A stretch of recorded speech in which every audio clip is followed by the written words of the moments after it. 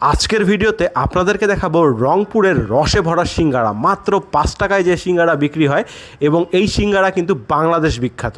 অনেকেই হয়তোবা আমার সঙ্গে একমত হবেন, আবার অনেকেই একমত হবেন না। কী কারণে এটা বাংলাদেশ বিখ্যাত সেটা এই ভিডিওর মাধ্যমে আপনাদের সামনে তুলে ধরার চেষ্টা করব। প্রচণ্ড রোদ রংপুর শহরে, প্রচুর রোদ। এই রোদে রংপুরে কিছু হেলিকপ্টার পাওয়া যায়, যেগুলো 3 চাকার হেলিকপ্টার। সেই 3 চাকার হেলিকপ্টারে চড়ে আমি এখন খুঁজতে বেরোইছি রংপুরের এই রসে ভরা সিঙ্গারা। এই মুহূর্তে আমাকে দেখতে পাচ্ছেন রংপুরের হেলিকপ্টারে চড়ে ঘুরছি। আমার হাতের ডান সাইডে যে বাসাটা দেখতে পাচ্ছেন, এটা বাংলাদেশের সাবেক প্রেসিডেন্ট হোসেন মোহাম্মদ এরশাদের বাসা। এই বাসাটা রংপুরবাসী মোটামুটি আপনারা অনেকেই চিনেন। যাই হোক, চলেন এবার সামনের দিকে এগুতে থাকি। সামনে যে এই সিঙ্গারাটা কোথায় পাওয়া যায় সেটা আপনাদের সঙ্গে শেয়ার করব। দেখতে পাচ্ছেন এই মুহূর্তে আছি রংপুর জাহাজ কোম্পানি মোড়ে। এই জাহাজ কোম্পানি মোড়ে কোনো জাহাজ থাকে না, তবুও এটার নাম জাহাজ কোম্পানি মোড়। এখানে প্রচুর জ্যাম থাকে। তো এই জ্যাম থেকে আপনাকে ঢুকে যেতে হবে হাতের বামে। এই বাম সাইডে আপনার আছে হচ্ছে রংপুর সোনাপট্টি। এই সোনাপট্টির দিকে ঢুকে যাবেন, অথবা বেতপট্টি নামে অনেকে চিনেন। বেতপট্টিতে ঢুকেই আপনি একটু সামনে এগুলোই দেখতে পারবেন সরেয়া একটা মোড় আছে। এটাকে ওইখানে যারা বিজনেস করে তারা সরেয়া মোড় বলে। যাই হোক, ওই মোড় থেকে আমরা চলে যাব পুষ্টির গলির দিকে।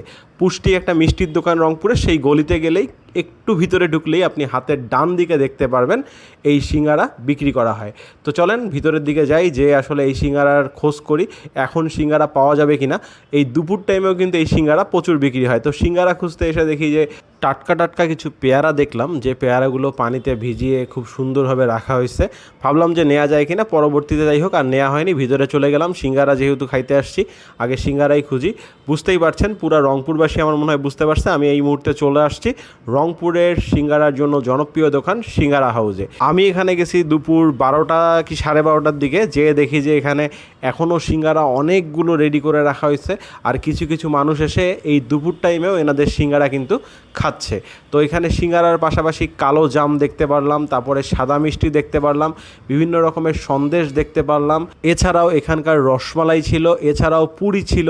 তো যাই হোক, এই সবগুলো আইটেম বাদ দিয়ে প্রথমেই আমি এখানকার সিঙ্গারার সসটা আপনাদেরকে দেখাই। এই সস দিয়ে কিন্তু এই সিঙ্গারাটা দেয়া হয়। তো এই সিঙ্গারার কিন্তু প্রচুর চাহিদা। আমি গিয়েই দেখলাম যে অনেকে এখানকার সিঙ্গারা প্যাক করে বাসায় নিয়ে যাচ্ছে।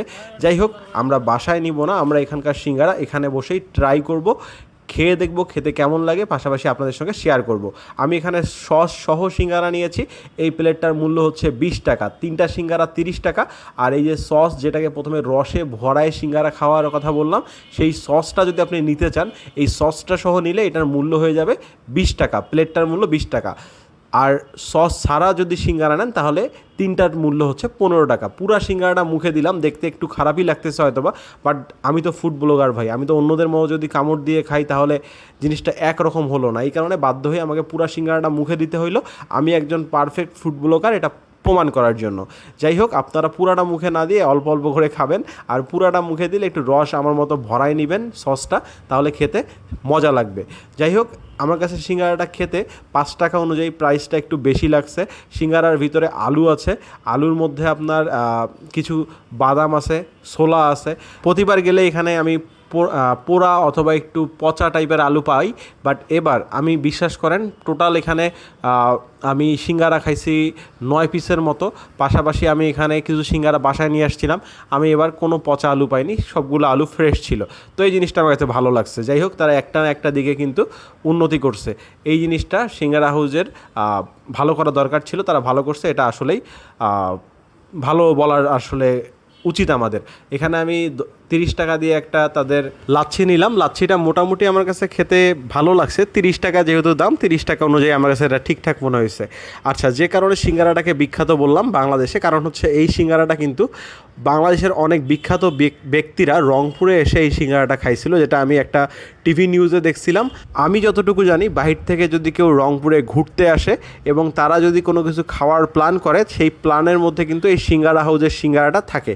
তার মানে এটা রংপুরের মানুষের কাছে বিখ্যাত এবং বাইরের মানুষের কাছেও কিন্তু এটা মোটামুটি একটা স্থান দখল করে রাখছে। তার মানে এটা রংপুরের ভাইরাল ফুড। বাট এই ফুডটা কীভাবে তৈরি করে সেটা দেখার পর কিন্তু অনেকেই হয়তোবা চিন্তা করবেন যে এই ফুডটা কতটুকু স্বাস্থ্যসম্মত। যাই হোক, বানানোর প্রসেসটা আমার চোখে আগে পড়লে আমি হয়তোবা একটু অন্যভাবে এটা ট্রাই করতাম বা আজকে স্কিপ করতাম। যাই হোক, সিঙ্গারা হাউজের সিঙ্গারা আমার কাছে মোটামুটি লাগছে, খুব একটা ভালো লাগেনি, খুব একটা খারাপও লাগেনি। প্রাইসটা হাই, প্রাইসটা আমার কাছে বেশি মনে হয়েছে। এখন আবার এই হেলিকপ্টারে চড়ে রংপুর শহর ঘুরতে ঘুরতে আজকের ভিডিওটা এখানে শেষ করে দিব। ভিডিওটা ভালো লাগলে লাইক, শেয়ার, কমেন্ট করবেন। পেজে নতুন হলে পেজটা ফলো করে সঙ্গে থাকবেন। এখানকার সিঙ্গারা খেতে আপনাদের কাছে কেমন লাগে সেটা অবশ্যই কমেন্ট বক্সে জানাবেন।